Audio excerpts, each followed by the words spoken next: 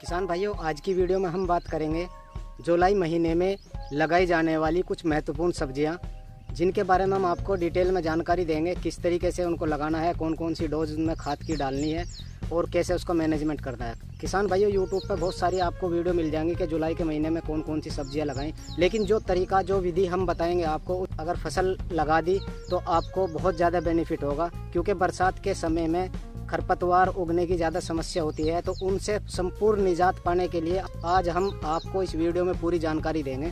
तो किसान भाइयों, अगर चैनल पर पहली बार आए हैं तो चैनल को प्लीज़ सब्सक्राइब कर दो और वीडियो को लाइक कर दो। किसान भाइयों, जुलाई महीने में लगाई जाने वाली सबसे पहले नंबर पर हमने ली है गोभी की खेती। अगर आप जुलाई से लेकर के अगस्त तक गोभी की खेती लगाते हैं तो आपको बहुत ही बेहतरीन बेनिफिट देकर जाएगी। इसका मैनेजमेंट कैसे करना है वो हम बाद में आपको बताएंगे। दूसरे नंबर पर किसान भाइयों हमने ली है प्याज की खेती। पक्की प्याज की खेती नहीं, आल की प्याज की खेती। आल की प्याज की खेती अगर आप करोगे तो आपको बहुत ही बढ़िया बेनिफिट दे करके जाएगी।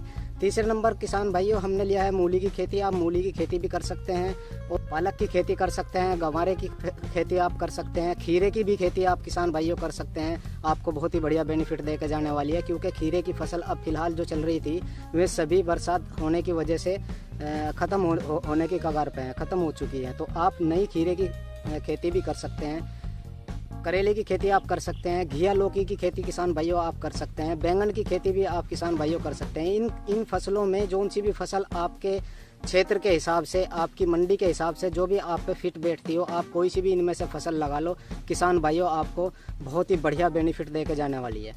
किसान भाइयों, हम खेत की तैयारी की बात करते हैं। अपने खेत को आपको अच्छी तरीके से जुताई करनी है। अच्छी तरीके से जुताई करके उसमें आपको देसी सड़ा हुआ गोबर का खाद डालना है। और उसके बाद किसान भाइयों, जब आपको मैड निकालनी है तो उसमें सिंगल सुपर फास और 1 यूरिया का बोरा ज़रूर डालना है।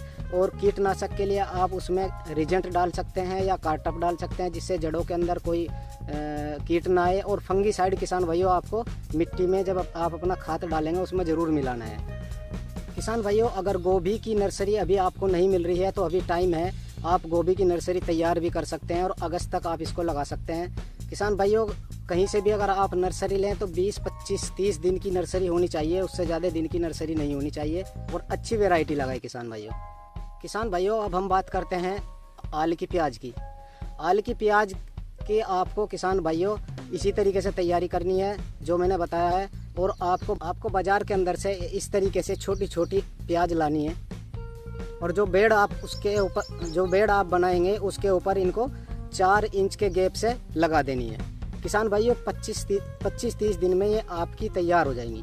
और किसान भाइयों, इसमें एक चीज़ का और ध्यान रखना है। बहुत सारे किसान भाइयों की शिकायत आती है कि हमें आपने आल की प्याज के बारे में प्याज बोने के लिए बताया था और वो जमी नहीं। तो किसान भाइयों, मार्केट के अंदर हाइब्रिड बीज आ रहे हैं और हाइब्रिड बीज जो होते हैं उनमें जमाव बहुत कम होता है, उनकी प्याज जमती नहीं। जैसे देखा होगा आपने, इनमें से आल निकलनी शुरू हो जाती है तो उनमें से आल नहीं निकलती है, जल्दी सी जमती नहीं। उसकी पहचान आपको कैसे करनी है, मैंने कुछ प्याज देखो, ये हाइब्रिड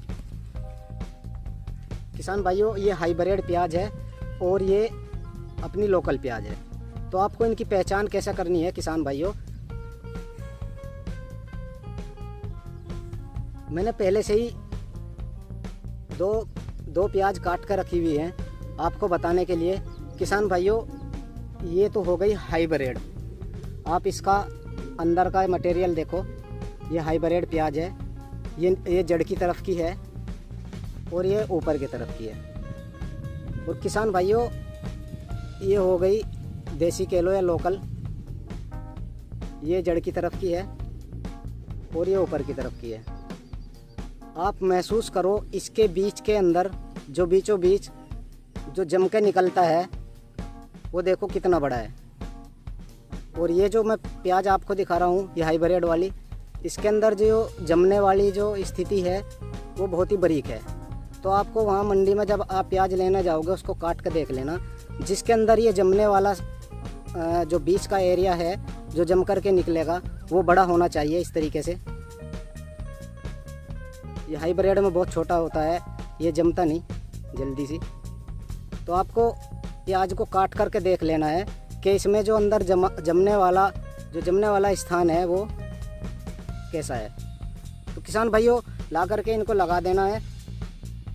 6 इंची के गैप से आपको अपनी बेड पे इनको लगाना है और 20 से 25-30 दिन में आपकी आलू की प्याज तैयार हो जाएगी।